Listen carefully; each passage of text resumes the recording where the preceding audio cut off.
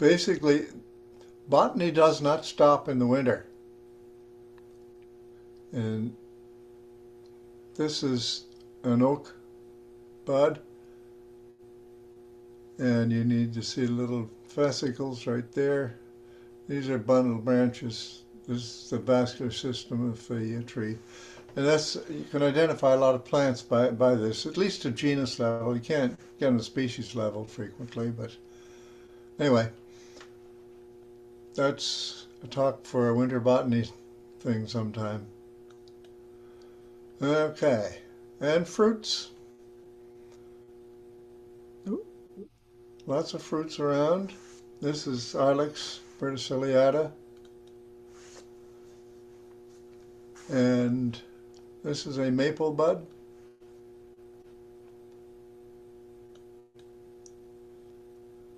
And does anybody know where that is? Nobody recognize it? All right. Russell's Cove, Okay. the trail at dawn. But interesting thing is botany-wise, there's all kinds of stuff here. Trees, spruce. This is a dead spruce. Anyway, botany just doesn't stop. There's lots of things to see. And this is Meander River. At least I think it is. Uh, where the bridge was washed out.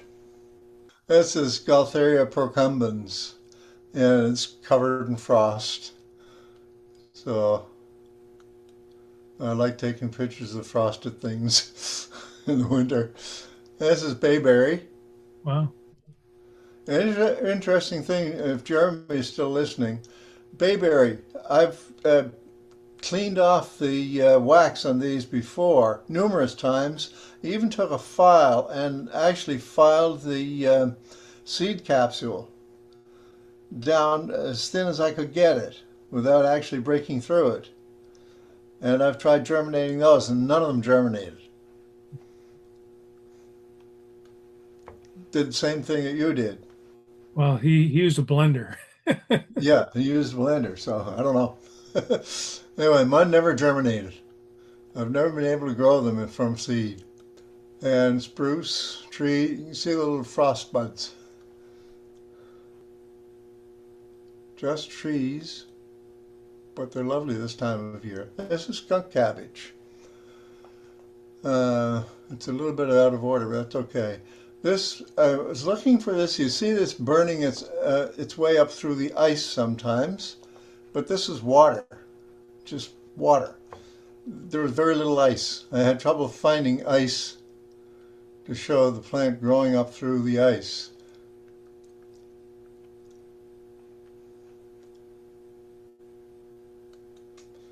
It's endothermic. There we are, right there. This is ice, actually frozen mud, but the plant is burning its way up through.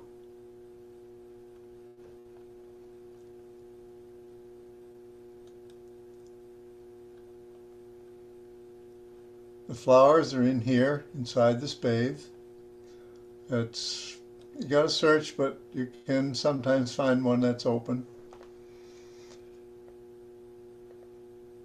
And this is William and Mary. This is in March, and it was blooming last year. And we had the solar eclipse, moon eclipse.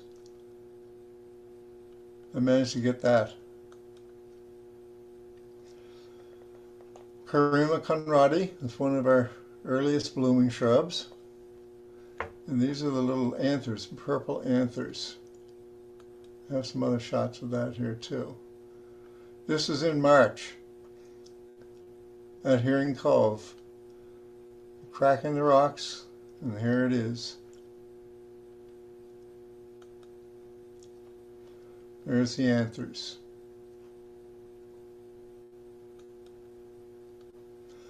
This is skunk cabbage again.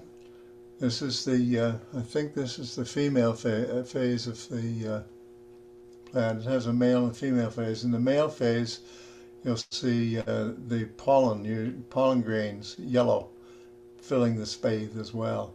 It has two phases, a male and female phase.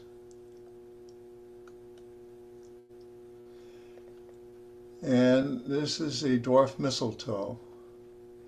And this will kill the tree eventually. This tree is infested like crazy with it. It's a semi-parasitic plant.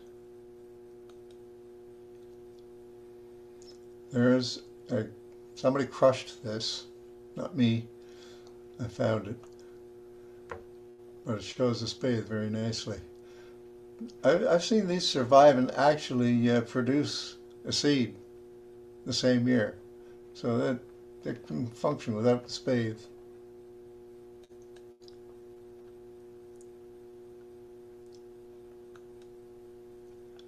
And pussy willows.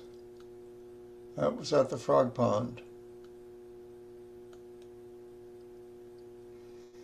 This is the female of Carima conradi. Just starting to bloom. These little plumose things are the female part of the flower.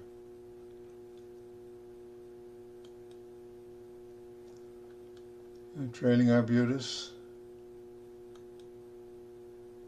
red maple, and a little sage. This is at Meander River, and this is the nodding trillium. These will dip over and nod down later. Bloodroot. An interesting thing with bloodroot. Bloodroot has disappeared completely from the lower part of the Meander River, down around M.D. Harvey Farm, and further down in an area called the Hole. It disappeared completely. It used to grow even going up the side of the hill. All those plants are gone. Last year we counted 5 stems of bloodroot left on the floodplain. It's been like that for the past 5-6 years, ever since the first new bridge, one that washed out this time with that flood a few years ago. That first repair of the bridge, after the next year, there was no bloodroot in the lower part of the Meander River. I suspect it probably is a viral infection that did this, because there doesn't seem to be anything else that could do that, something like that. I have no way of proving that. This is also in Smiley's Park. And this is leatherwood, the 3 little floral structures. And there's a little saxifrage that grows nearby. It's about the size of your thumbnail.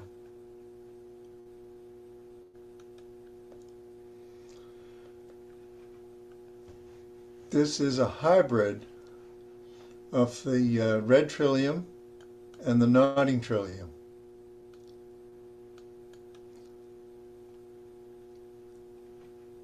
I'll go back to that one. It's not really the color of the red trillium. It's a very pale red, but it's a hybrid. It's the only place I know of that has this hybrid in Nova Scotia. And that's again in Meander River. There's one site where that happens, and there's no red trilliums in that area. Just the nodding trillium. So I don't know where the red trillium came from.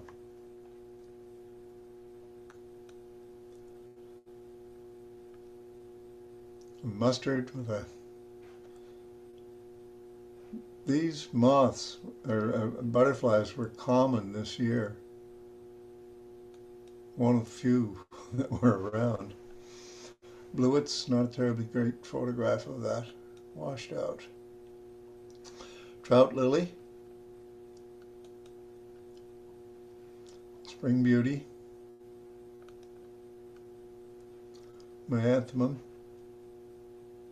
Canadensis. Rhodora.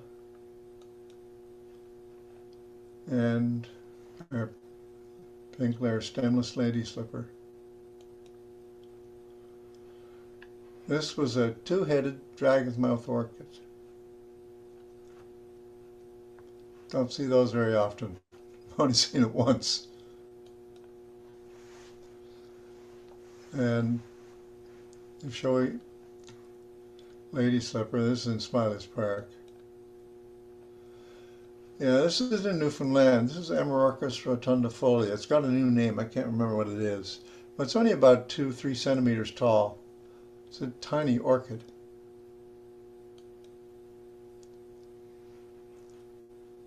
Yellow lady slippers. Even the birds study botany.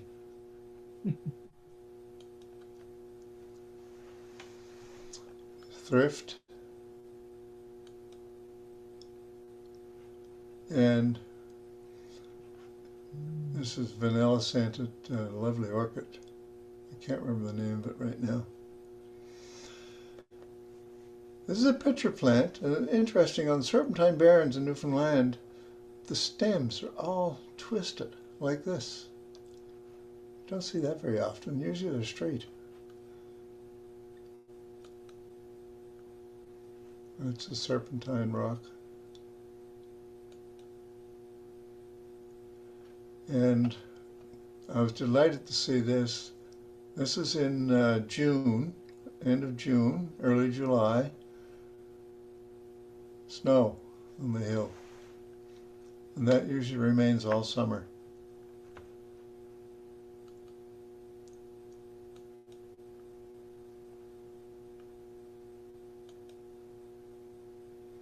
Harebells.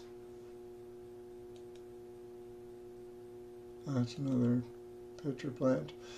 This is Cape Anguille. This is the lightkeeper's house. The lighthouse.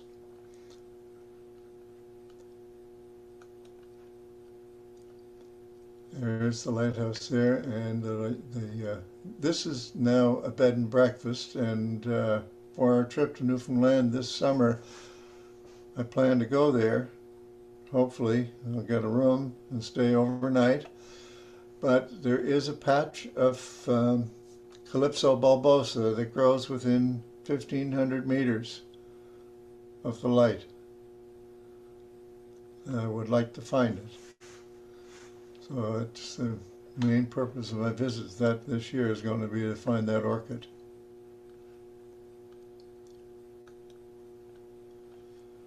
Olney's bulrush. And this is Hattoriensis, Screpus Hattoriensis, Hattorianus, mosquito bulrush. This did not turn out very well. That's Satanuka moth on a flower. Lofiola at Fancy Lake in Bridgewater. And this is in Swain's Bog. It was interesting. The light was behind, shining through the plant, and it gave this lovely color.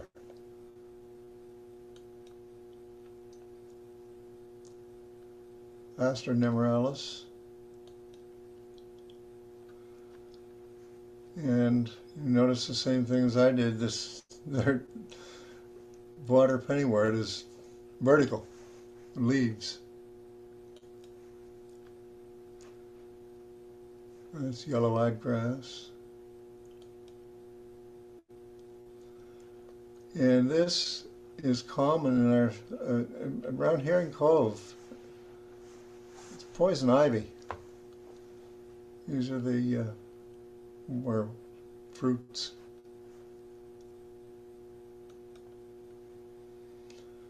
Eyebright. We're getting into the fall. Asters.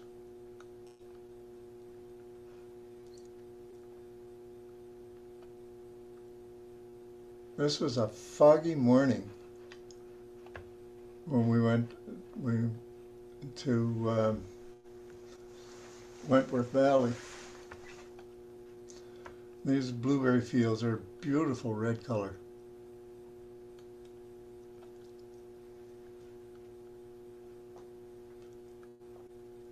This is the mushroom growing on a tree. Some lichens. Red maple.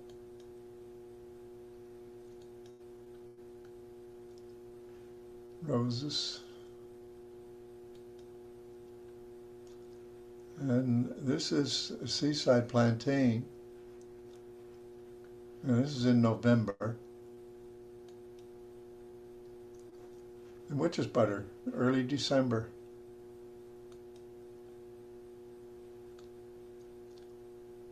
And this is a lichen, I think.